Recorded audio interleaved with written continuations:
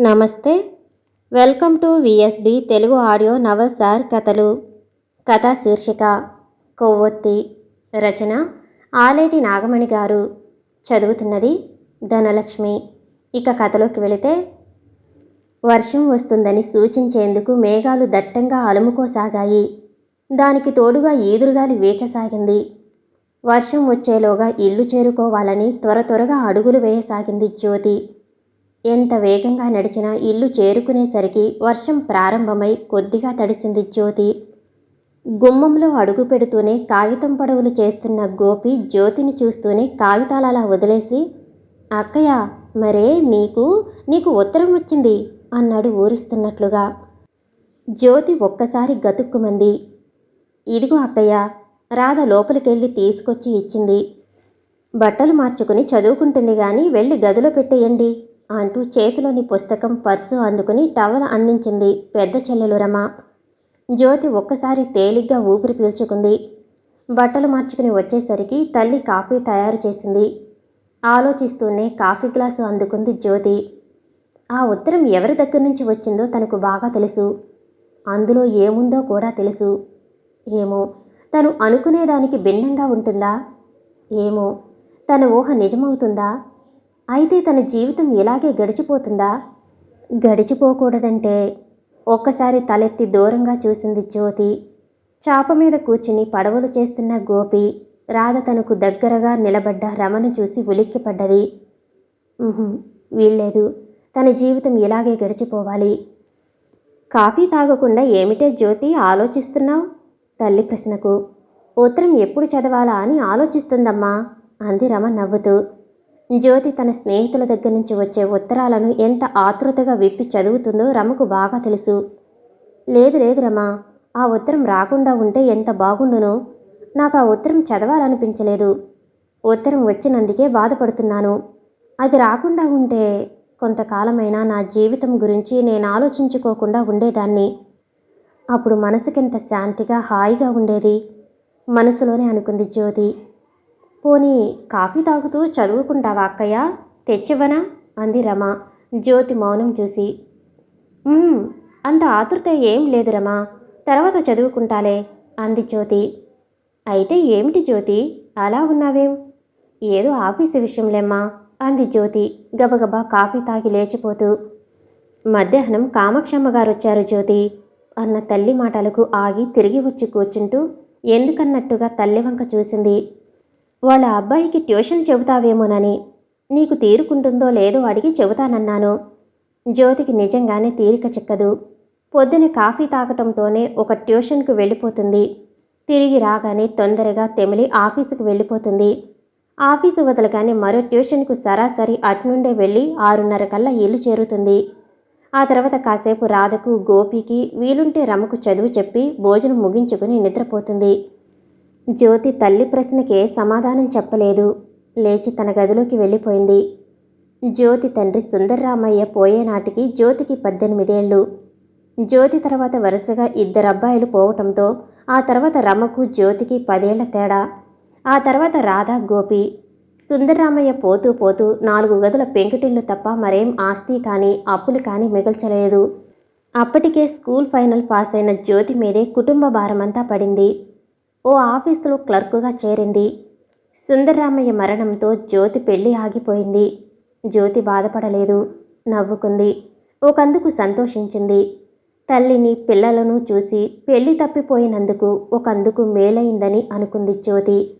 కానీ జ్యోతి తల్లి మాత్రం భయపడిపోయింది. సొంత తమ్ముడు శేషాద్రిని సలహా అడిగింది.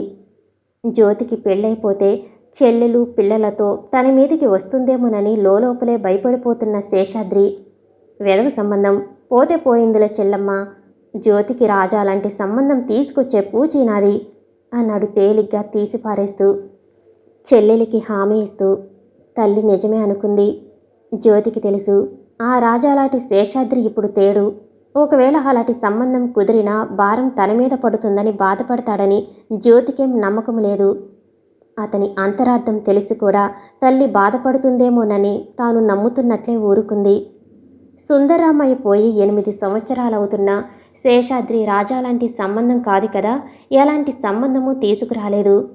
ఎప్పుడైనా ఇంటికి వస్తే తమ్ముని కదిపి చూస్తుంది జ్యోతి తల్లి. మొన్న సంబంధం చూశాను చెల్లెమ్మ. ఆ అబ్బాయి కాస్త నలుపు, వెదవది, 10,000 కట్నమన్నారు అంటూ ఏవో సాకులు చెప్పేవాడు.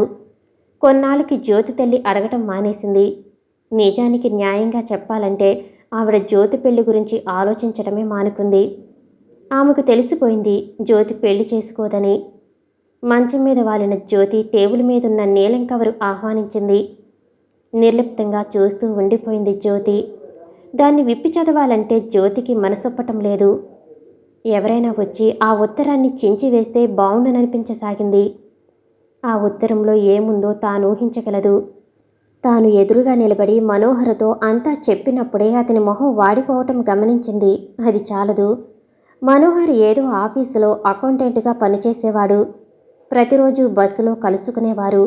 ఒకరినొకరు చూసుకునేవారు. ఏ ఒక్కనాడైనా అతను రాకపోతే తనకు ఏదో వెలుతుగా తోచేది. ఓ రోజు మాటలు కలిపాడతను. తను మాట్లాడింది. ప్రతిరోజు బస్సులో ఉన్న ఆ 10 నిమిషాలు మాట్లాడుకునేవారు.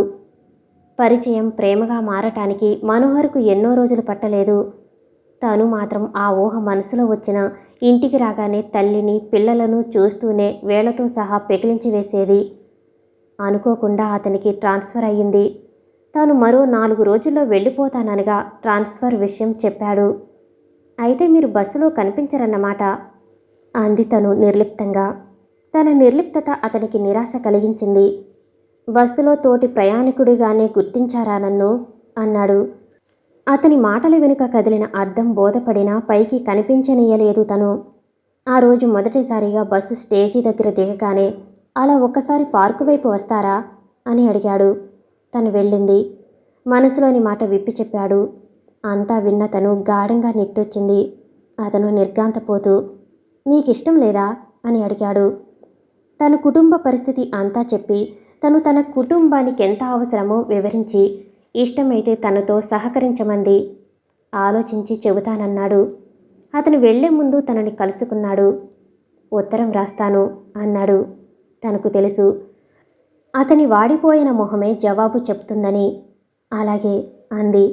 నేనెలాంటి నిర్ణయం తీసుకున్నా మీరు మనస్ఫూర్తిగా క్షమిస్తారు కదూ? అతను అడిగిన ప్రశ్నకు నవ్వింది తను. మీరేదో ఊహించుకుని నవ్వుతున్నారు. నేనింకా ఆలోచించుకోలేదు. నిరాశపడకండి అన్నాడతను. నేనేది ఊహించుకున్నా నా ఊహకు రూపం వచ్చినా నేను నిరాశపడను. ఫలితం ఎలాంటిదైనా బాధపడను.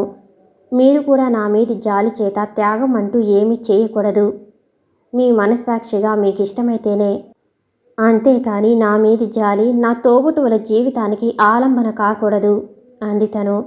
అతను ఒక్క క్షణం తన మొహంలోకి చూసి వెళ్ళిపోయాడు. లైట్ ఎప్పుడు ఆరిపోయిందో జ్యోతికి తెలియదు.